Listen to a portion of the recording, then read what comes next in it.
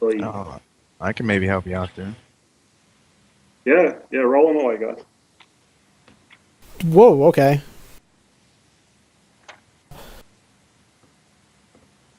You absolutely cannot help me with drain, by the way. Oh, right. So he can't first aid you? He cannot first aid me unless I like get shot normally. The drain is unfirst Okay. aidable. What about How much? heal spell? Nope. Heal doesn't even heal stun. Right, okay.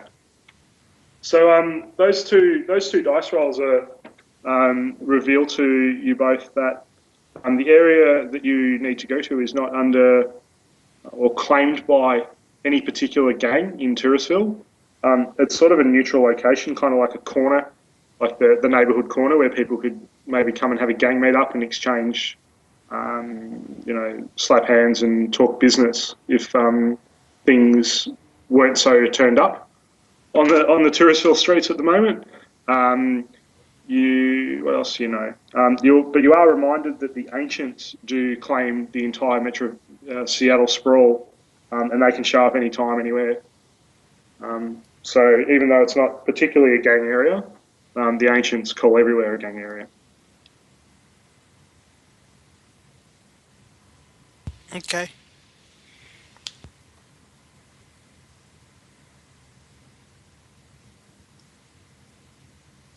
So you've all got that location. Is there anything anyone wanted to do before we head off? Nope. Not Nope, me. ready to go. No, I'm straight. I'm good. Excellent. So are you guys all using your existing transport methods to get out to the location? Yep. Cars, bikes, taxis, buses? It might even be worthwhile if the people with cars pick up the other people that are on public transport. I think that would be best. I'm leery after this morning. I'll offer to give people a ride. I'll take him up on his offer. Sweet. So you guys you go and pick up. So everyone's in a car, and the party is all ready to rock. I'll just get pilot ground vehicle again from the drivers.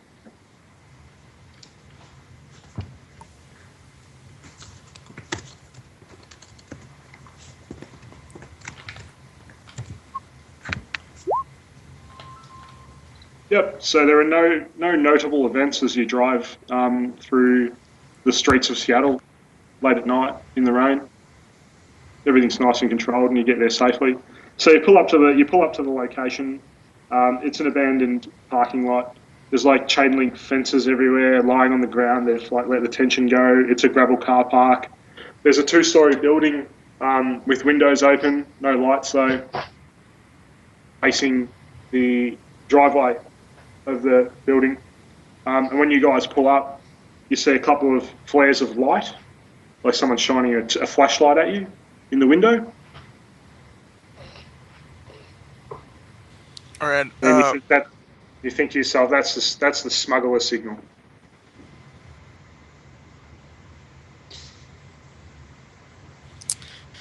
All right. I'll get out of my car. I will also get out of the car. That's where we Yeah. need to be. I'll park my bike and just walk in with the group. I will Sweet. get out of the car as well. Make sure that my hands are visible. Cool. So you walk into the. Go ahead, sorry.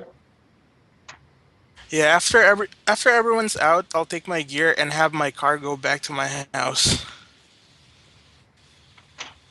Yeah, sounds great. So you get out and everyone starts walking into the parking lot, and the car does the obedient thing, and it puts itself gently into reverse, and it reverses out into the street, and then it turns left, and it gently drives off, nice and sedately, under grid guide control. So your car goes back to your house. The smugglers. There's another like sequence of flashing lights, and it's like a short pulse and a long pulse and a short pulse, and you're not really sure what it is. You sort of look at it and you're like, okay. And then from around the back from the left-hand side of the building, there's like an alleyway that you notice. And an orc comes around. You can see the tusks in the moonlight. And he waves to you, waves to the group. I start stumbling over him. Start stumbling. Oh, stumbling, yeah, right. So, and his eyes light up and he's like, what's going on here? And so, a redhead Asian kid coming towards him, and he gets a little bit nervous. He sort of reaches his hand towards his hip, but he still keeps watching. Like, he doesn't make any overt moves, but he's nervous. Wasn't quite what he was expecting, I think.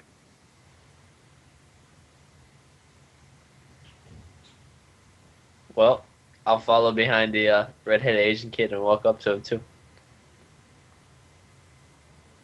So he sees this troll coming up behind him, and he relaxes because he can see your facial features.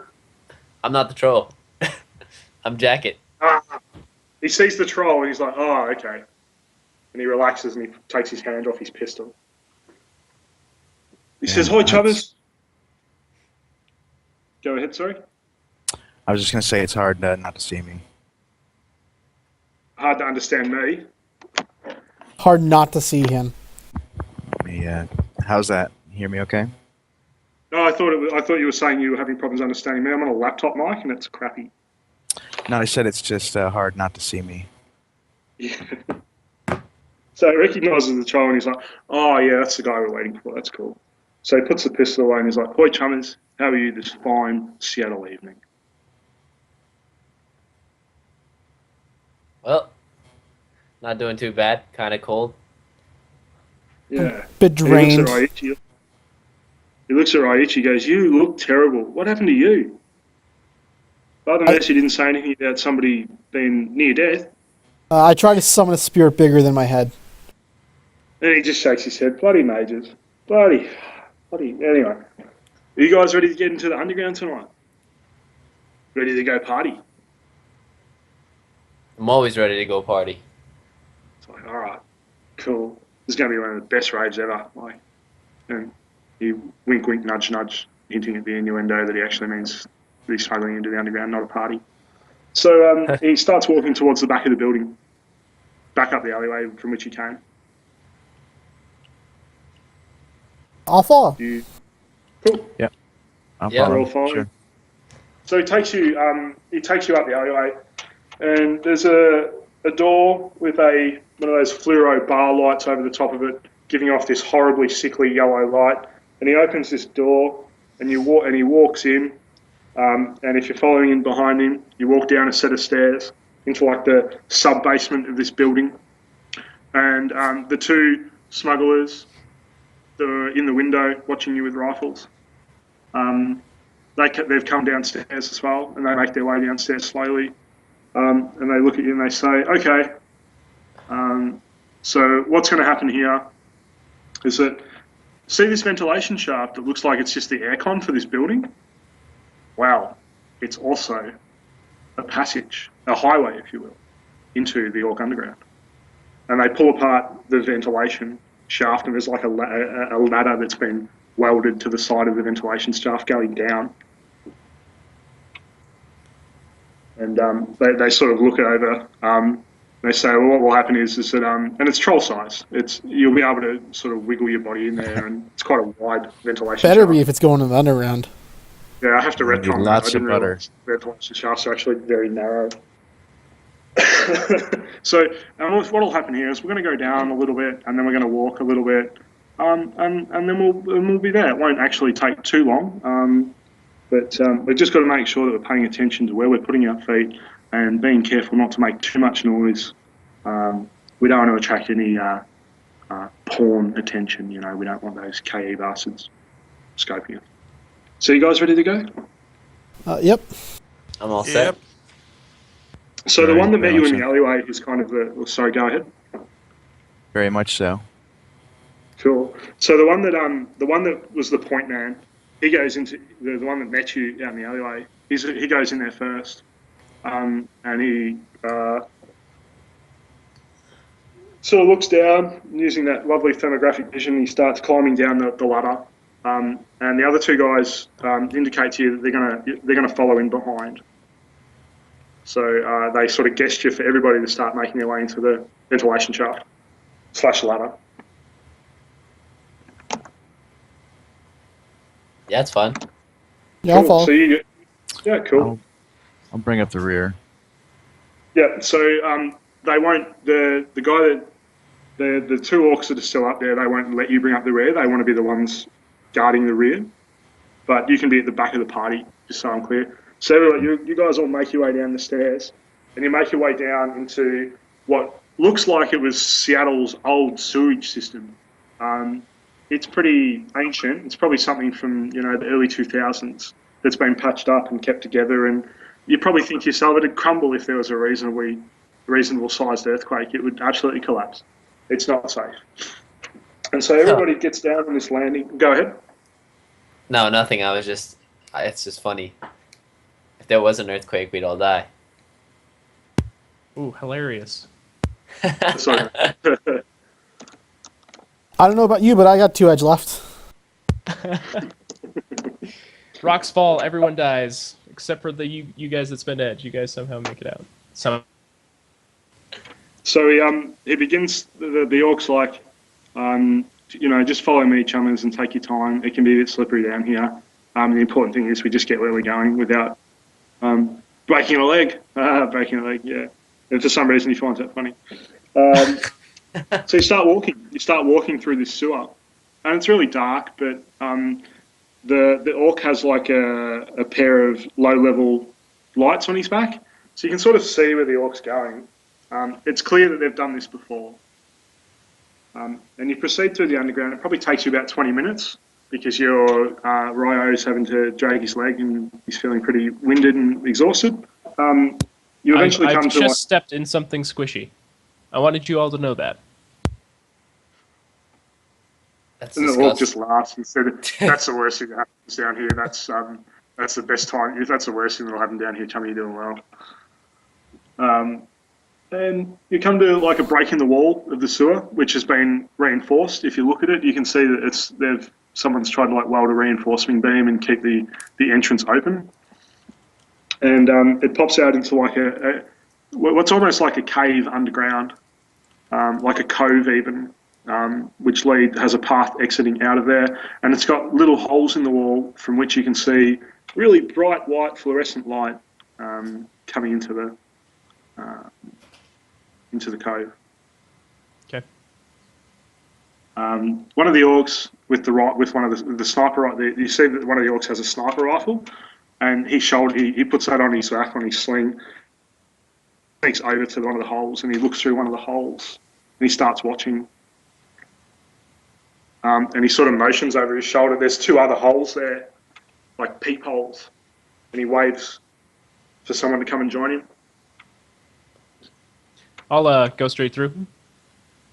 Yep. So are you going up to look through the hole? Yep. Shade my eyes a little bit because it's bright on the other side.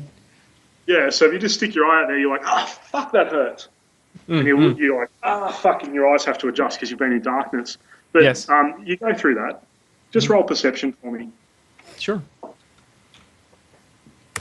Let's see what we have here.